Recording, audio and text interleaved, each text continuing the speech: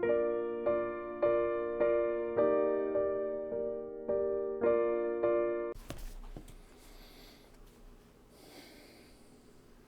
morning. This is Ted from Wandering Light and Dementia Talks. Hoping you enjoy our YouTube show. I have, again, as I mentioned in an earlier show, exciting news about my new book, A Personal Journey into Dementia. I just thought I'd take a moment and kind of highlight what it's about and how to use it. So after a couple years of writing, I realized that not everybody is at the same point of their journey as it relates to dementia. Some people may not even know they have it, but they want to know more about it. Some people have just been diagnosed with it or in the process of getting diagnosed, and they're going to go through a process of to get to acceptance of it that's pretty same as with a grieving process. So it's important to know how to deal with that, how to navigate through it, and that's called track 2. That's track 2, getting to acceptance. Track three is when after you've gotten to acceptance, is to learn how to live a full and productive life with dementia. It includes how to find purpose. It includes a section on how to find your day-to-day what I will call hacks or abilities to do things that help you live a better life, such as calendars and those kind of things, and on into some very unusual ones, which you'll find here in the book, and some you may not have thought about. So the whole purpose being that you can live a more purposeful life, and actually, hopefully, that you through that process impact other people with your positive living and example. So again, the book is available on Amazon, both in paperback and in Kindle. You will notice that the type is large. The book is not a small paperback book.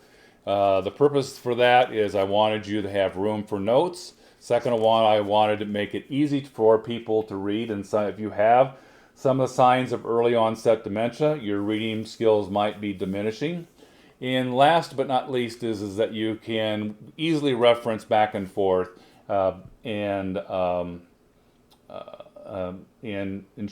highlight things or kind of read things again as it makes more sense maybe when you get to a later chapter. Okay, so that's the exciting news about the book. Today we're going to talk about part 2 of the 10 signs to know if you have dementia. We've already covered those, so I'm not going to cover those again. You can look at the prior video to get that information. What I want to cover is what, unfortunately, the Alzheimer's organization and others have suggested is the process to get to a diagnosis. And I found it fraught with problems.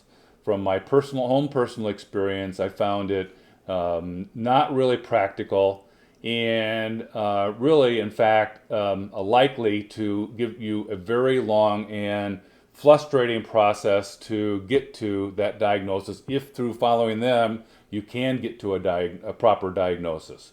So we're going to talk about that today, and I'm going to apologize in fact to the Alzheimer's organization, but I'm not one to shirk from being honest. I in fact am working with the Northern Indiana Alzheimer's Association. That I have given them my comments before, and in fact I am working with them to try to make some improvements in terms of local support groups for people with early onset dementia. So there's an organization that I'm working with that can help with that, and we'll have more news on that later. So let's talk now about how to get from an understanding of the 10 things that might constitute early onset dementia to how do you get to a diagnosis or not get to a diagnosis. Okay, here we go.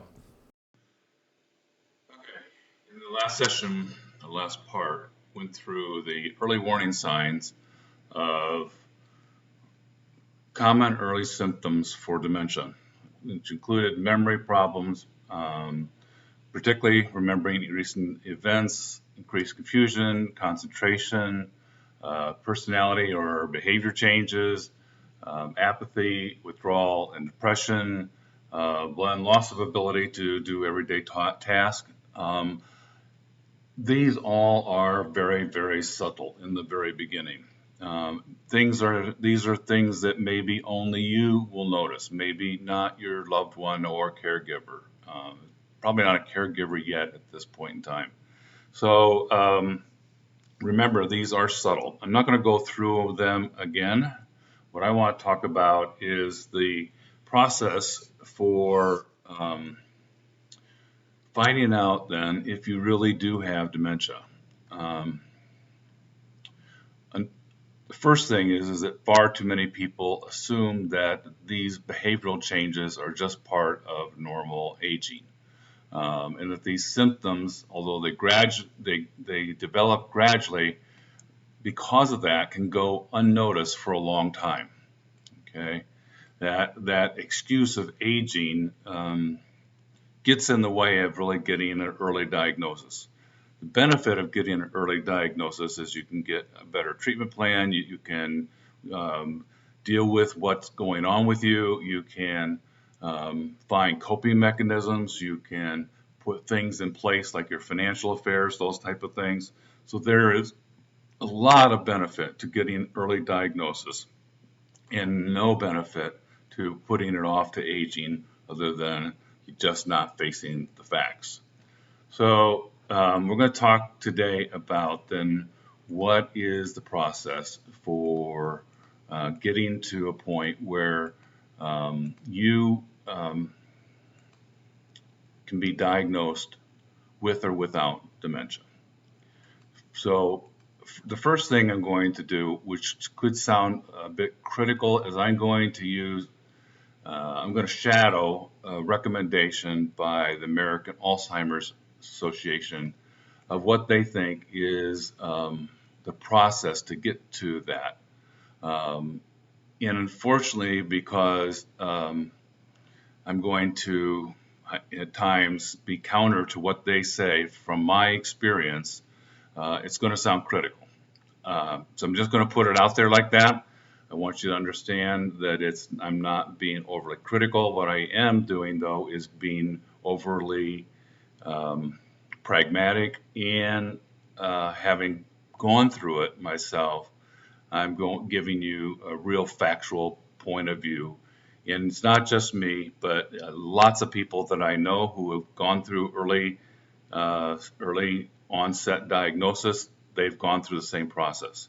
And it may be because it is so subtle that it takes more time to find it. I mean, if you're completely into stage 2, any doctor can diagnose that or should be able to diagnose that. But if you're in stage 1, which can last for years, you need a qualified neurologist to do this. Unfortunately, it seems like the recommendation from the Alzheimer's Association is that you use your primary care physician far too much. So the first thing is the best place to start is your primary care physician, or a dementia memory service that is offered by like Alzheimer's or some other organization. Those things tend to fall into large cities, not into rural or smaller cities environments. So I'm going to primarily say it's through your primary care physician. Second of all, only a doctor can diagnose dementia. It should be a qualified neurologist from a clinic or a hospital that specializes in dementia, like Cleveland Clinic, Mayo, Johns Hopkins, New England School of Medicine, etc. A correct diagnosis of dementia at early stage is important, as I said earlier, for treatment, support, planning, etc. The next part is, which I strongly agree, is that a primary care physician is really not in a position to do the things that you need to have done. The diagnosis of getting to the process of getting to a correct diagnosis needs to include things like a comprehensive test, which can last 2.5 to 3.5 hours by a trained neurologist. And it may include things like a spinal tap, a puncture, for vasculitis. It may include sending a camera up through the artery in your leg up into your brain, basically bypassing the heart and looking for signs of mini strokes called vasculitis. They inject a dye, and then they can see through fluoroscopes or what have you the detail of what they need to find out if you actually have small strokes. That's called vasculitis. There are other tests for frontal temporal and so on. These should be done by a qualified. They should be ordered and reviewed by a qualified neurologist. The second thing is about that the Alzheimer's Association says to look at your medical history. Unfortunately, most primary care physicians don't have the time to look all the way back through your medical history. On top of it, that interview by itself can take 2 to 3 hours. So even if you've had your primary care physician for a very, very long time, going through when things started, what occurred, when other things started, etc., takes time. And we all know that when you go into your primary care physician, they're on the clock. They do not have 2 to 3 hours to give to you. A physical exam, again, certainly can be conducted by your primary care physician, but they will not pick up the nuances for examining your walking gait and other telltale evidence of dementia. There is far too many times things are put off, or excused to being a problem with your back or hip, or worse, lack of exercise, when in fact it is the presence of these physical changes which can be a part of early onset dementia. Particularly Lewy body does that, which is what I have. I have my balance problems. I have other issues, all brought on by Lewy body. And of course, if I went to my primary care physician with those problems, they'd say, well, it's probably a problem with your hip or your knee or what have you. Next is laboratory testing. The blood test alone, looking for all the different types of variations of dementia that you have, can be extensive. My first draw was 30 vials, and they went through all the different types, including looking at my hereditary traits, etc. Next is, like I said, cognitive testing. Is a deep cognitive test can easily last 3.5 to 4 hours. Let's face it, our primary care physicians just don't have that kind of time or the training to give it or to interpret it. The next one is, as I mentioned, can include brain imaging.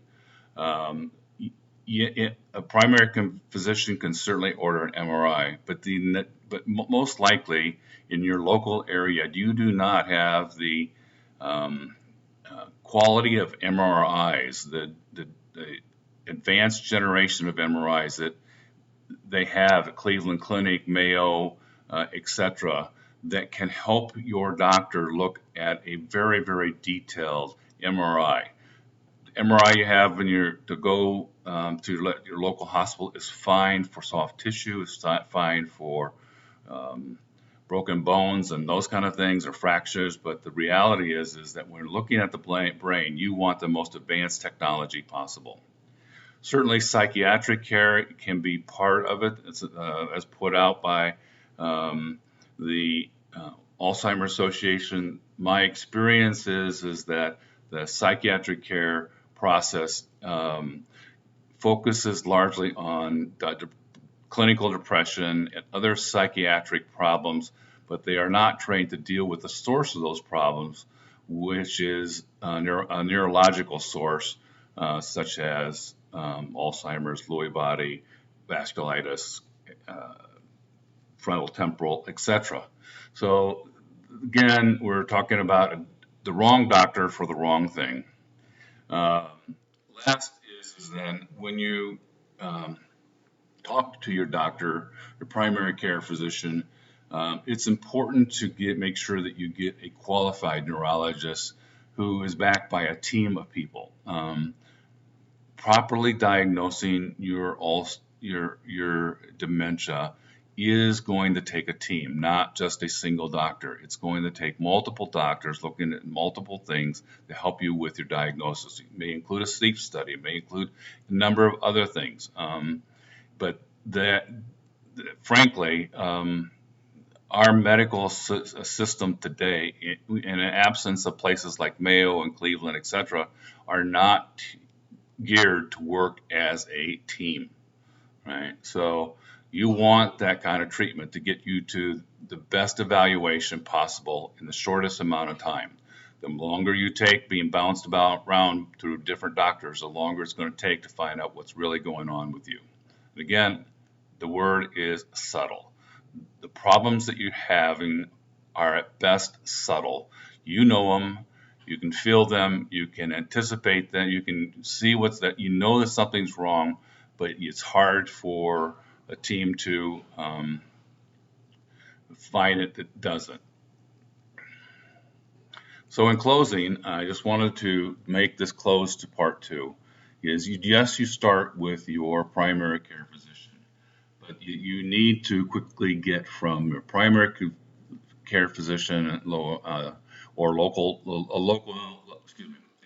care assessment team to someone who is more qualified and as soon as possible. The problem is that let's face it, 1.7 million people are going to be diagnosed with Alzheimer's alone that have insurance. So that means these are people that are already working in a career, what have you, and during the end of their career, they are being diagnosed with one form or another of dementia.